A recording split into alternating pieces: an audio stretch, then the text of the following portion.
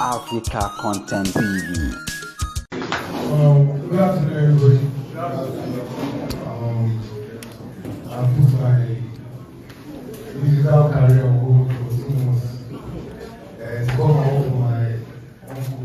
Not only because he's my uncle, because he's doing a good job and he has a job to finish. Like you see, I say it all the time, job not done. So I always support him to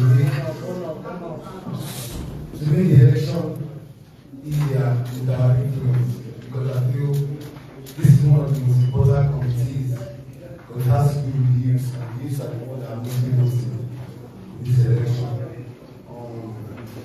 I was thinking of my guests, and I feel like we should make it more personal, not just the normal mobilization. Let's pay people to come out and stand here and we just talk. We should have events, maybe after this or another committee, to plan events for the youth, like events that are fun for them. I was also talking to do a couple of events, maybe invite some influencers, invite some artists, for them as well, together. But normal events that, door to door campaign, the youth people that are always coordinators from each of your local governments, interacting with them, advertising what government has done in the past 4 years. You know what I'm saying? Not only much, telling them what government has done and the future things that are going to do for them, as well. So that's very important. Relating with people, don't feel too big to sit down in your communities and even if you buy food, buy refreshments, sit down with people, talk, hear their own concerns to see how we can relate it to the government as well. So the second term, a lot of things that really interesting. Second term, definitely we will do.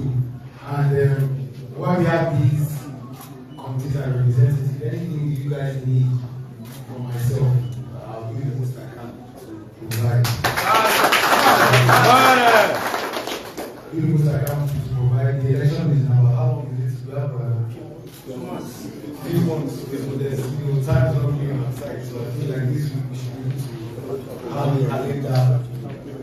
Yeah, have a calendar of what and we also have a big event where we write excellency and maybe one of that. So let's do the inauguration now. Let's go. Are you very good? All the coordinators.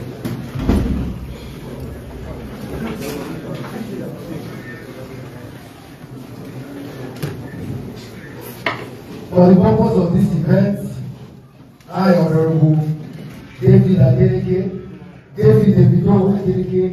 hereby inaugurate this committee today, 5th May 2026. We have a lot of work to do. I'm ready, I'm active, so let's get to work for Mr. Governor. And by before 12 p.m. August 15th, we shall be thanking God for the giving us not only a successful election, but a safe election. In Jesus' name, no life will be lost. Amen.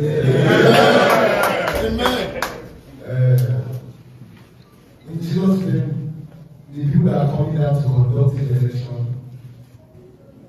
do the right thing. Amen. Amen. We don't want to have to misbehave, because we have to misbehave. I'm sure, I've gone to Abuja, I've done my findings, we're in good hands. By the grace of God, it's a long day. So let's all get to work this week.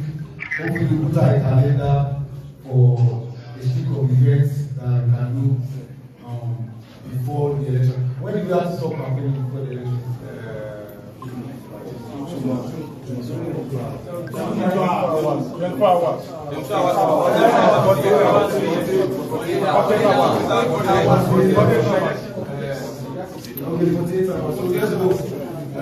Hopefully in 5 days, I'll be able to make sure everybody here gets the calendar of events of our dance group.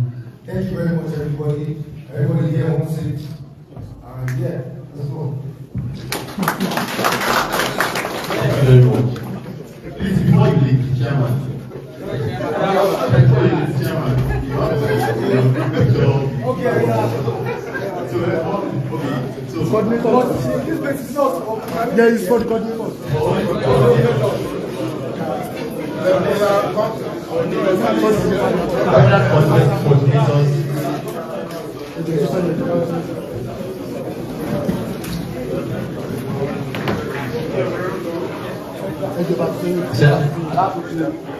They will do one with the outside.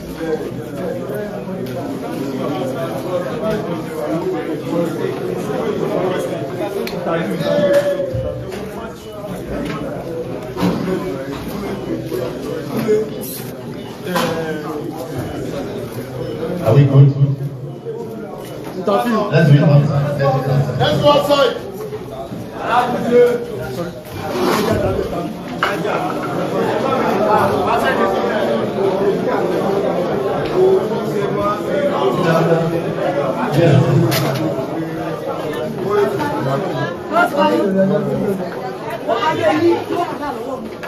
Everybody, lórí ilé ìkúrẹ́ ilẹ̀ dìbò ga yín. Ẹ̀sà ló ẹ̀ẹ́dẹ̀.